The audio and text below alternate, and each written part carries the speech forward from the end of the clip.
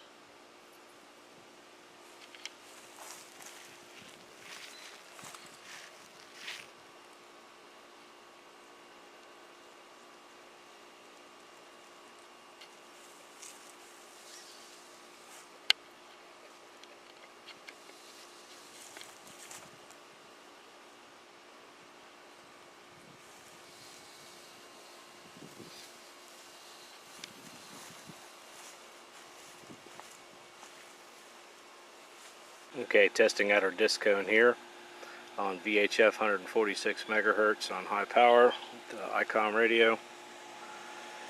And you can see forward we're running about 42 watts on battery, and reflected almost nothing. And on UHF on high power,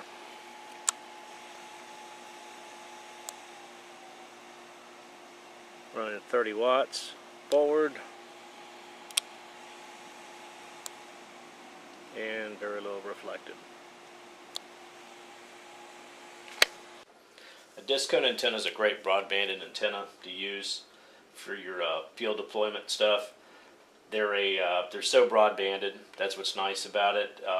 You can use the same antenna to work everything from civil aviation through public safety, amateur, military, air,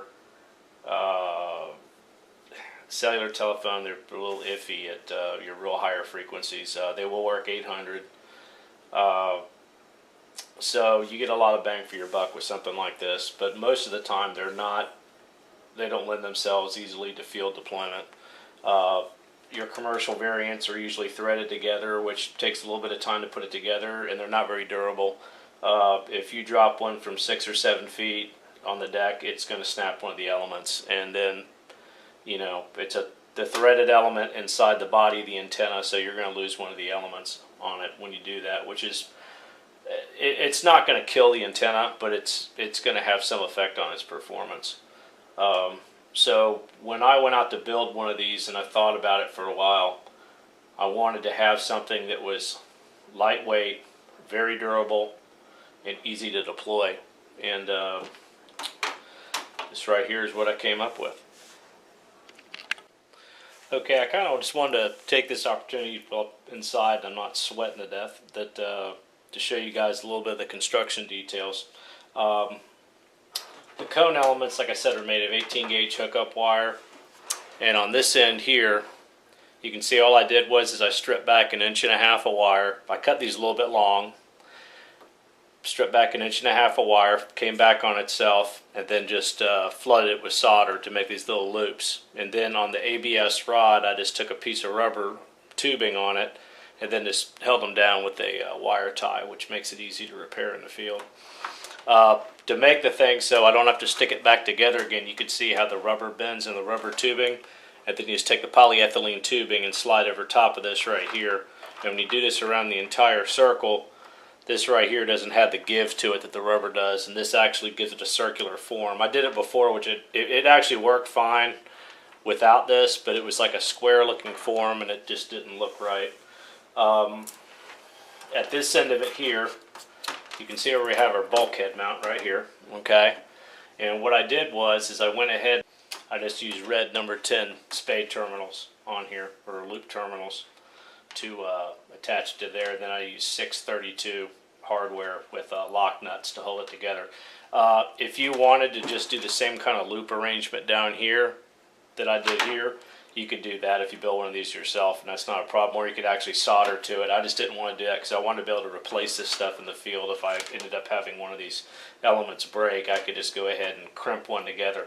Now I did flood these with solder after crimping them because I wanted it to be a better connection. And like I said, there's your bulkhead adapter there.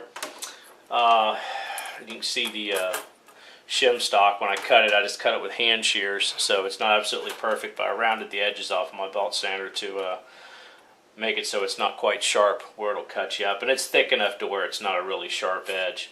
The B and C portion of this right here comes out of a company called Smiley Antenna, and I know you've seen these before. These are you can change the ends, the radio connection end from the resonator, and it's threaded. And if you look at that right there, you can see it's threaded for a 632 fastener. So what you do is just measure your depth in here. You could use a paper clip if you had to, if you didn't have a caliper, and go ahead and mark the outside, score the outside, then just use a razor saw. That's all I did. You just take an old Atlas saw and you just sit there and you just cut it by hand all the way around, smooth it off, and then you have enough stud, and you just use a lock nut on the very top of it right here.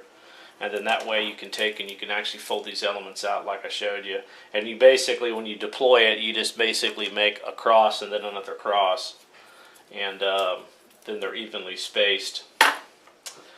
And that's about it. If anybody has any questions or comments, please put them in the comments section. And please make sure to like and subscribe. And please share. This is Brett from Survival Comms. I hope this helps. Till next time.